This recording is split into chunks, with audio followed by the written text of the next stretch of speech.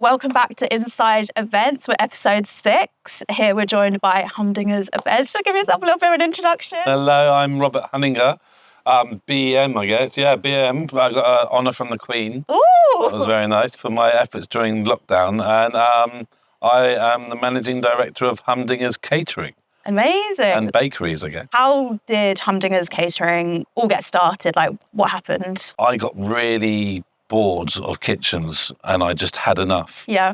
And I'd taken 6 months off after probably 16 years, 7 days a week. I was working for River Cafe. I was working for Marco Pierre White in Escargot, and I was working for also, and the owner. I was the owner's personal chef, and it was just everything was just too much. So I decided to take 6 months off, and then I got really bored. So I started baking, and next thing you know, I had all these cakes, and my partner at the time was like, "What are you going to do with all these cakes? They're everywhere." So I rang up my friend who owned Abney Market, and he did a market stall every 2 weeks, and asked him if I could bring my cakes along.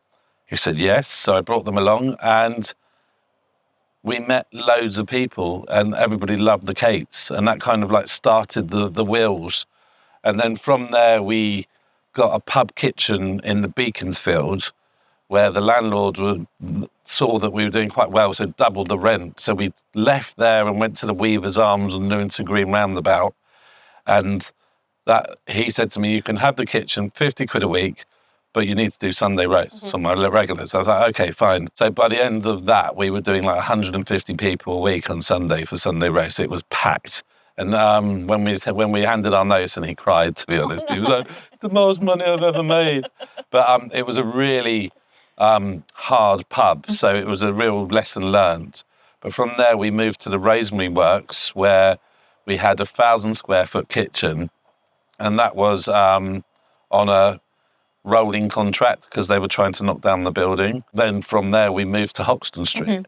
So it was well, you know, that back then it was just me and Lynn. So it was a very small operation, and we started a salad and sandwich delivery for the NHS. So we would go to all the walk-in centres with boxes of salads and sandwiches and sell it to the doctors and nurses. We started doing St Leonard's, Then the PCT got a bit upset because their canteen started losing money because all the doctors were buying our food, and said, "You're not allowed to come on our site unless there's a booking." And from that, all the doctors started booking their away days. So that's when we actually officially turned into a caterer. Nice. And then we started doing all the mental health stuff for kids. We started doing, then we met the people at Naya Project in John Scott Health, no, not John Scott, what is it called? Leroy House. Yep. And Stonewall just loved our tuna rolls. So, it was a start, and it paid the rent. And then as well as that, we were doing little catering jobs. And then the more and more we kind of got along, and we kept on pushing for more jobs. And, it's kind of grown from there. Amazing. And I know Humdingers has like a really nice sort of like social enterprise side of things. Yes. Do you want to like just to kind of elaborate what you do outside of just like the normal catering?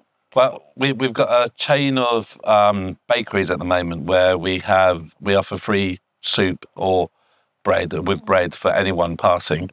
And we do our soup kitchen on Hoxton Street, what was kind of the heart and soul of lockdown, really, because it brought everybody together. Yeah, the soup kitchen on Hoxton Street is amazing, very busy. You know, we up to 1,000 people a week go there, and the community have come together. It's really nice that we've been able to make, people that I used to cross the road from are now my friends.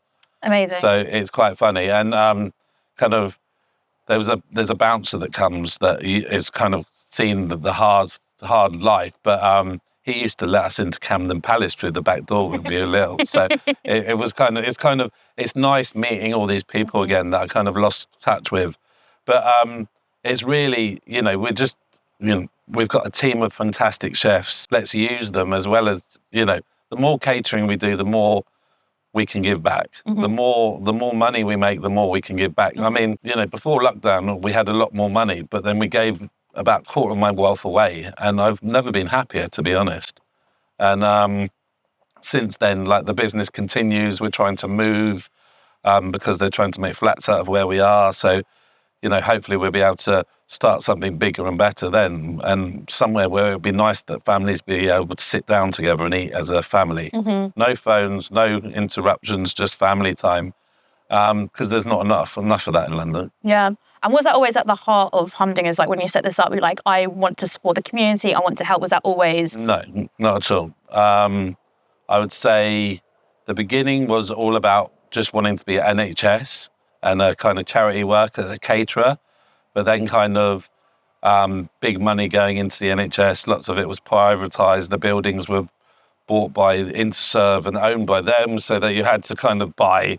The more they spent, the more they would get another floor. Yeah. So we kind of got pushed out of the NHS and then moved into fashion. And then I had children, and I think my focus was to make as much money as possible for the first, let's say, 5 years. But it made me miserable, and it was really hard. And then we weren't actually. I mean, we were doing really well, and it was a really, really wonderful catering company, and oh my God, look what you've done, and all of this, and it was really exciting. But it was something hugely missing from that. Then we started trying to give back to people and finding ways to do it. And then during lockdown, we started a food bank as well. So we were giving out 100 bags of food a week, plus doing our soup kitchens, plus doing free pizzas for any paramedics. Wow. Plus, we had a thing with the paramedics where they would ring us.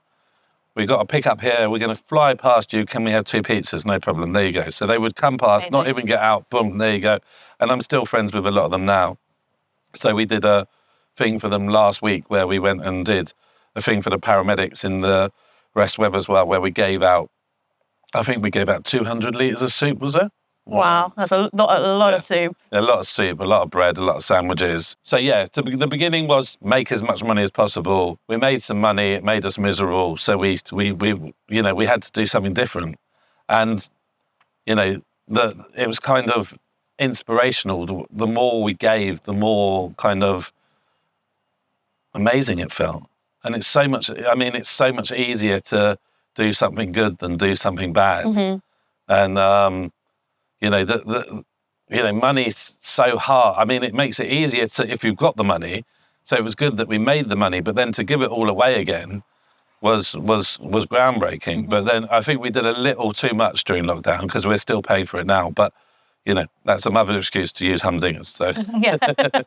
And what was going on the positives? Like, what was your I made it moment? Out of anything that you've done, is there a specific moment? Is there a few moments? What is it that's resonates with you? I think the team I've got now is bread and butter, really. I mean, it's brilliant now. It's kind of, my old boss, Murphy, is our head chef. And, it's run with love. Alice, who's with me now, is in charge of the office. It's run with love. It's very difficult to keep a company of this size, run with love. And the fact that all these guys are doing it, that makes me feel like we've done it. Because we were doing really well before, but it was quite toxic. Yeah. And it was like everybody was after each other's jobs, and it wasn't the way I wanted to do business. And although it was successful, it wasn't. So I would say I'm probably working the most I've ever worked, but I would say I'm close to making it, but I don't think I'm quite there yet. Yeah. But when we're in the new building and we can, we've got dreams of being in the big kind of science museums and stuff like that, but we just don't have the contacts to do it. And it's not to do with what you've done or kind of how good your food is. It's to do with who you know. And so that's something that we're trying to change. And, so the corporate side of things is very easy. And the Bill Gates Foundations have taken us under their wing and stuff like that. And Microsoft, we're doing a huge thing for them today. And, we work for a lot of workspaces and it's about, making a wonderful thing with what you're giving us to do. Because it's a privilege working for you, but at the same time, what we can do with what you give us is amazing. So, everybody in the building that works for us is well paid, wouldn't you say? Yeah, I would think so, yeah.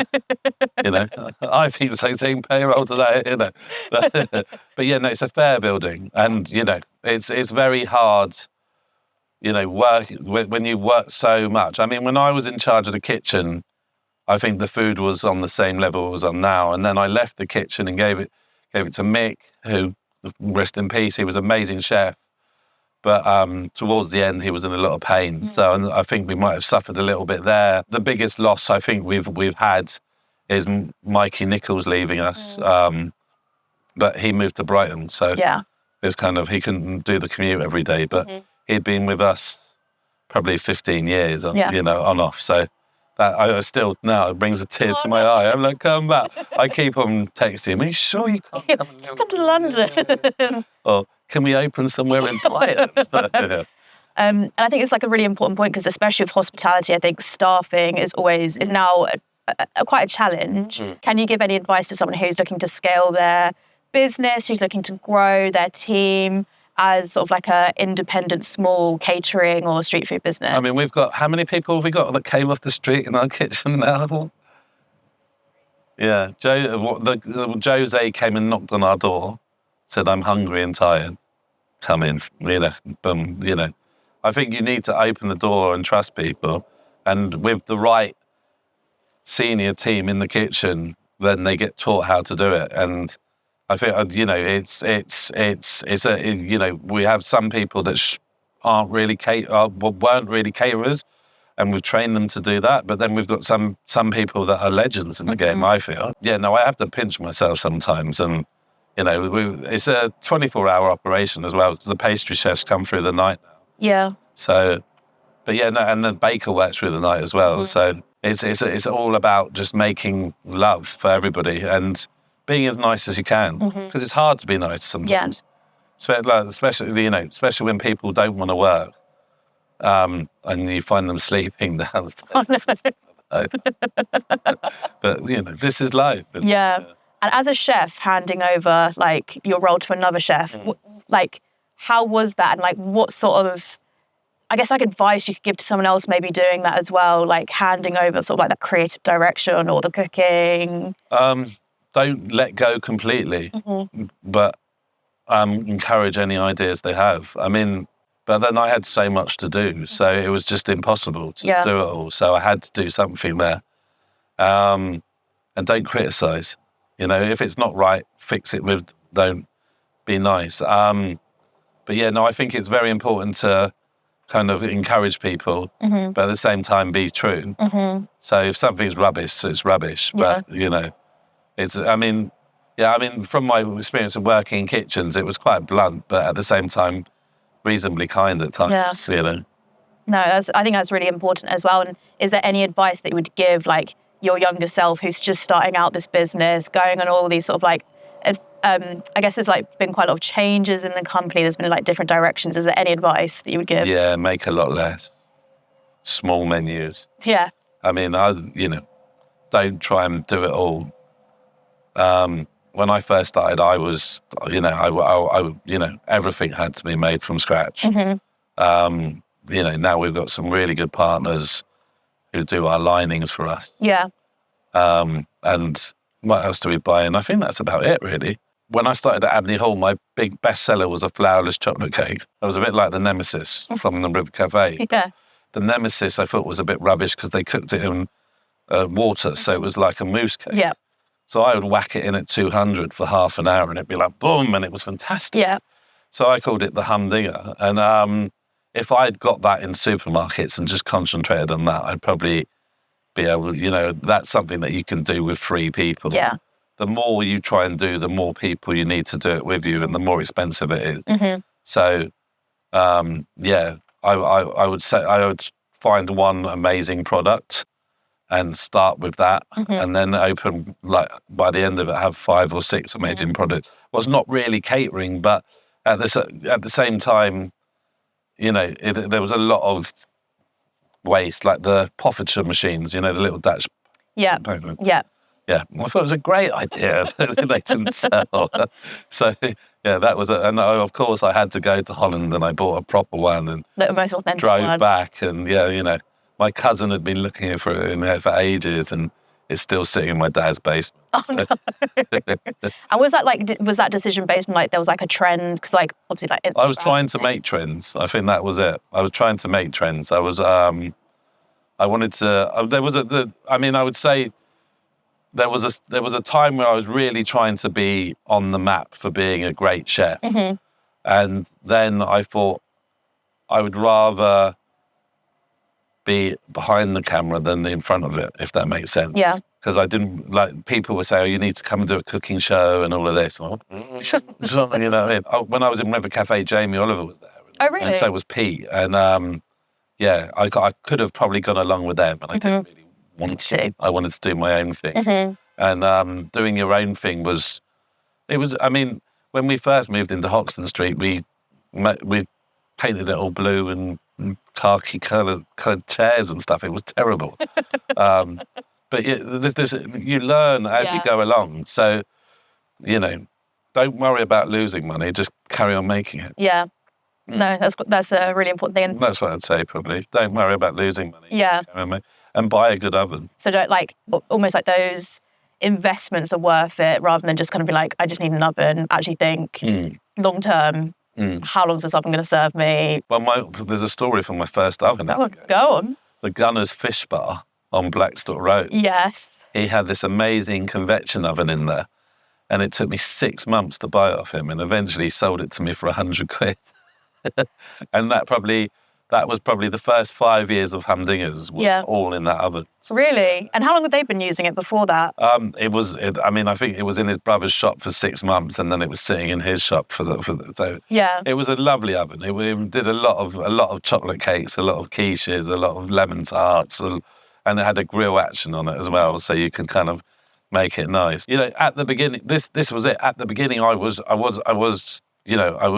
buying stuff, but then I was fixing it as well. And I was looking for things that was affordable because I didn't have any money. Yeah. I went to the bank to borrow some money, and I went in, I said, I need £1,000. And they're like, why don't you take 10? I'm like, fine. If you're offering. And it worked out because with that 10 grand, we started Humdingers. And, from there, it was kind of, we went further and further. And it's kind of crazy what we've done. I still pinch myself today.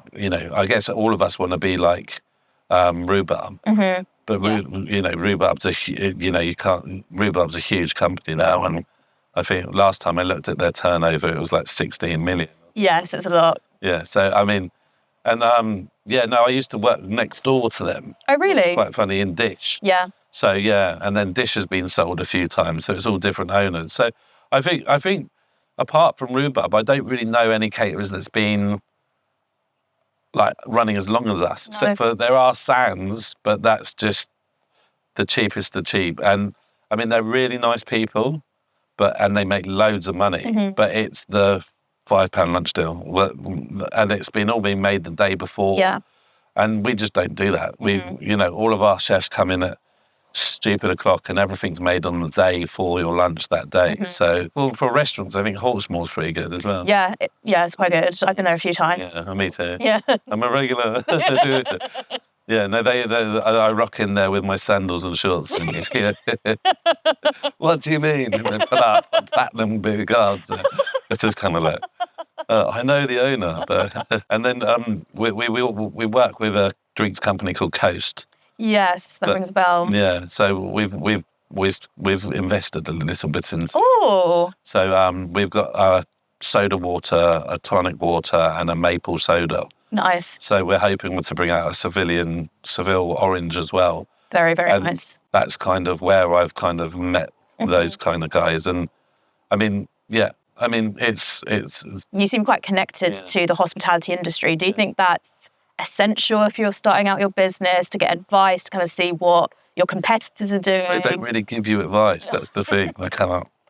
You cannot do this. My main competitor when we first started was Tet Jones, who was a little independent woman who's a great chef. So was her brother, Jackson Jones, because I knew him really well. But she would do studio catering. So she would go to Sainsbury's in the morning, cook all the food, and then just roll up and give it to the studios. And I think she's still doing it now for Holborn Studios, maybe. Yes. I mean, her food's really good. She's Yeah. a legend. And, I knew her, I knew that Jackson, her brother, who's now moved to Australia from Camden Brasserie when we both worked there years and years and years ago. But the smaller caterers are quite fun as well. But the woman who lives in Dalston, who does kind of the Turkish food, Yes. what is her name? I've forgotten it. I actually met her at a party a few months ago, and we talked food, and she knows what she's talking about. Is there anyone like catering wise that you'd like really admire, or just like in general like street food? Anyone that's like, yeah, is on your radar? Yeah, I should have thought about that a bit more. I mean, there's a lot of people I really admire. I think it's Pear Drop. I really like what they do, and I like their packaging. Yeah. Is there anyone else who maybe like you're like, these people are doing it right? I mean, for environmental, Eden Catering is I mean, I don't rate the food, but the environmental things that they're doing, and the fact that there's zero emissions from their company, Which is well, it's very impressive. Yeah, so carbon neutral. Yeah, completely. They've made all their own boxes and stuff, but it's go and buy the stuff from Sainsbury's, cut up, put it in the box. The little ones is the ones that we've enjoyed working with, but then they don't last long. So, like, they go off and get married or whatever and then move away. But it seems to be quite privileged people doing it, and that's why it was quite nice for us to do it, because we kind of started it with nothing. So it's kind of disrupting the status quo, I guess. Well, I mean, yeah, we can do this just as well. Yeah. And then, like, I guess, like, wedding versus corporate clients. Do you have, like, a preference for one over the other? I find weddings a lot more personal. You only have one shot. I mean, our first job at the Bill Gates Foundation, the driver dropped all the booklet. So, yeah, that wasn't great. He doesn't work for us anymore. But yeah, no, so, and of course they were lovely. And Louis was really nice, and he was like, we rushed them more food, they didn't even notice, but it was all fine in the end. But you can't do that at a wedding. A wedding is about making sure it's perfect, because hopefully that's the only time they're going to get married. So it's, we've done some amazing weddings, and I really enjoy doing weddings. I find it a little bit harder if I'm not involved, because especially if someone's come to it who knows me, I kind of have to be involved. Yeah. But then again, the team we've got is amazing and all of that. But, it's corporate's a lot easier. A lot easier than weddings. Yeah, weddings are personal. Yeah. But then the private parties are the same. Like, we did a James Bond party the other night. Oh, did you? And all of Oh, wow. And it was wonderful, and it went really well, and it was personal. But the woman was like, if it hadn't gone well, it would have been a disaster. Yeah. So that's very hard. But, I mean, corporate's a lot easier. Yeah. But at the same time, there are some corporate clients that are just as hard as a bride. So, And how do you do anything to like manage expectations? I think especially for like weddings, if you have one chance, because like people will come in with like an idea that they want, but sometimes their budget or restrictions or whatever it is, the reality won't always match their expectations. What do you do to kind of like manage that? Weddings, half the time, you don't make that much money because you're more interested in leaving them going, wow, that was amazing. But I mean, with the kitchen we got and the team that we've got, it makes it very easy to guarantee the food will be fantastic. Yeah, amazing. And like with corporate clients, like what we find is like a lot of our customers are usually like EAs or like PAs or office managers where they're not used to booking events. They've kind of just been left with to book an event with a venue with us food. Is there anything that you do to kind of like help either like reassure them or just manage their We've got the whole team that would, I mean, we've got 5 event managers that basically spell it out, make it really, really easy. And, it's we can pretty much do any budget as well. So, we can make it work, but you get a lot more for the more you spend as well. All of our corporate clients were repeat customers. Amazing. And a lot of our weddings, usually from one wedding of 100 to 150 people, we get at least 10 events from. So, or 4 weddings, and then we were at your wedding. Your food was amazing. Exactly. And your waiters are great, and So yeah. Yeah, because how do you, because that's really important, I think, that retention piece, because you're essentially it's very like an organic way of retaining customers and growing your customers. Like, is there anything that you do specifically, or is it just literally like the food speaks for itself? I think we speak for ourselves. I think it's the whole package that we can bring. I do think we're food-based because I'm food-based, but then the more people I brought into the office and the more people I brought into the company to kind of balance that up have made it so, I mean, we've got some real professionals and like some of the servers we've got, I've been doing it for 25, 30 years. And I used to do with a couple of them, I used to do silver service in Euro 96 with them when we were in college together. Oh, really? So, I mean, I've kept in touch with everybody. And, it's about having a team that can make that event special. But the food just can't be beaten. Yeah. I'd happily do a cook-off with anyone. Yeah. We'll have to get Josh from our office to do a cook-off with you. I know people Murphy now. Yeah. Or like any other like brands that you've seen, you're like, what they're doing is pretty cool. Tom Ford, Alexander McQueen, Gucci helped me a lot.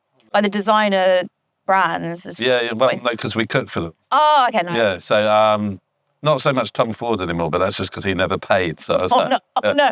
Here's a coat, but yeah, you're right. We're going to take 6 months to pay you. So yeah. Oh no.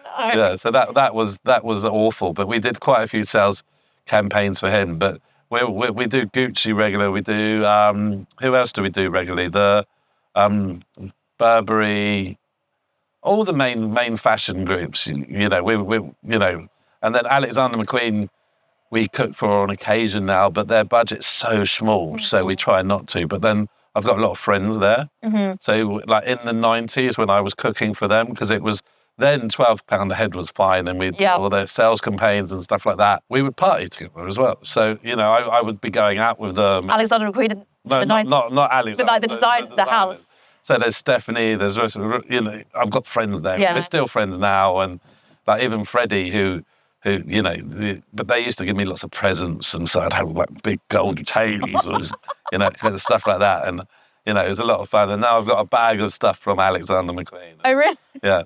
They would give me, and when my daughter was born, they gave her a little pink handbag with a big skull on it and stuff like that. But yeah, if we don't cook for you every day, we can still be friends. It's not a problem. But then at the same time, it's when it turns into a budget war, we don't want to be involved in a budget war, because you can go and get something so cheap and so horrible. But then we could, if it was a budget, we could arrange to do a free meal once every 2 weeks, or something like that. Yeah. So, but when you're going and buying a pair of sunglasses for 500 quid, it's kind of like, I think you can afford it. So, everybody we work with, everybody that, we've grown alongside, is definitely exciting. But I think realistically, I don't see anybody who's done it for as long as us. Except, even Rhubarb changed hands twice since I've owned Humdingers. Yeah. What do you think the key to longevity is? Or you're not going to share yours? The key, just keep going. And be nice. The nicer you can be to everybody, the nicer. I think if you've got bad karma around you and you're like, not horrible to the delivery drivers, horrible, all of this, it's just going to go. To everyone who's part. Especially when you go into somewhere and you see a different caterer there, be really nice to them. Don't be nasty. Yeah. So that's my main thing. Just be nice.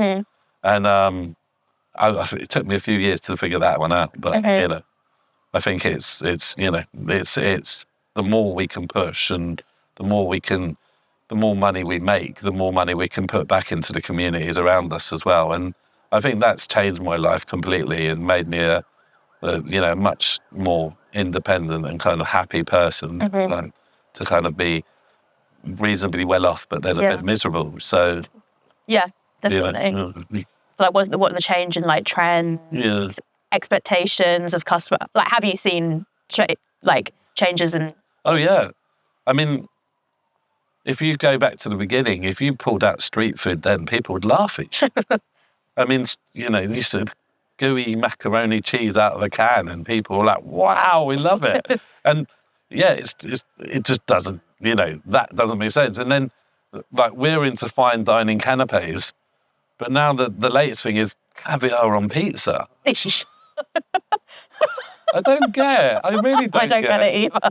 I just I've tried it, and I will sell it if someone wants to buy it. But and then it seems to have turned a corner. So it goes.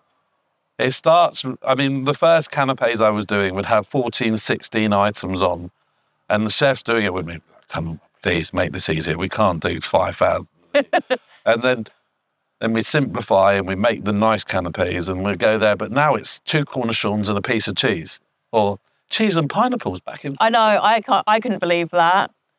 So, but at the same time, if you want it, I'll do it. Yeah. No problem. I think if you just keep really good quality with really tasty food, you're going to do all right. And I would say that's the key to keep getting it through. But at the same time, use something different as well.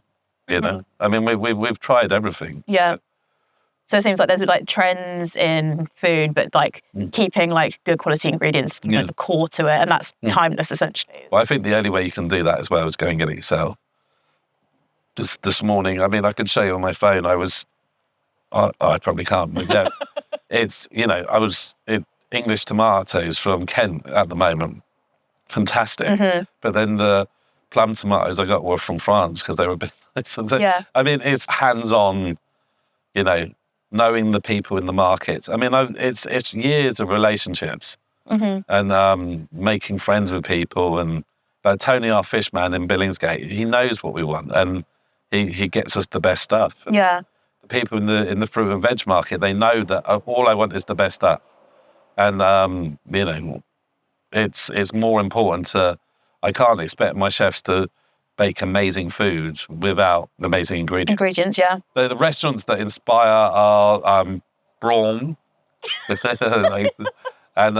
that's owned by Ed, and he's an amazing chef. They've just taken over the place in Amida Street that used to be Radicchio, what was one of my favourite restaurants as well. The food there was fantastic. And I'm really, really excited for them. And I think what they're doing and the fact that he's best mates with the Beastie Boys is really helped. Maybe they'll make an appearance. Yeah, you never know. I actually texted Doc Brown to say how much I liked his new album and wondering if he would come and do a launch in our place in Camden. Did he reply? No, Benson, no. He replied, yeah. No. Yeah, no, he's my, I've known him for a long time, but yeah. What is it, do you think, that Brawn do well that maybe other people... Ingredients, I guess. Just ingredients. Yeah, I mean, ingredients, but he's very talented, Ed. I mean, that's why he's the reason why my wife sent me on the fat camp, because he went on it as well. Well, he was. He went on it before me, came back saying how great it was. Yeah. And then, when I broke out at the end, she wasn't happy, but yeah. I mean, after an 8-day fast, it sounds pretty sad. To the lobster restaurant. Good quality lobster, that's what we want. And it was from Maine as well. Oh. My cousin had probably sent it out there because he is a lobster fisherman in Maine. Oh, really? So you're like all connected to like the hospitality. Well, my cousin was a chef. He was on Hell's Kitchen in America. Was he? Yeah, Chris. And Gordon was very mean to him. Oh, no. You're executive head chef? Why? My sister was literally watching that today. Oh, I got so lost talking about Hell's Kitchen. Thank you so much for joining us.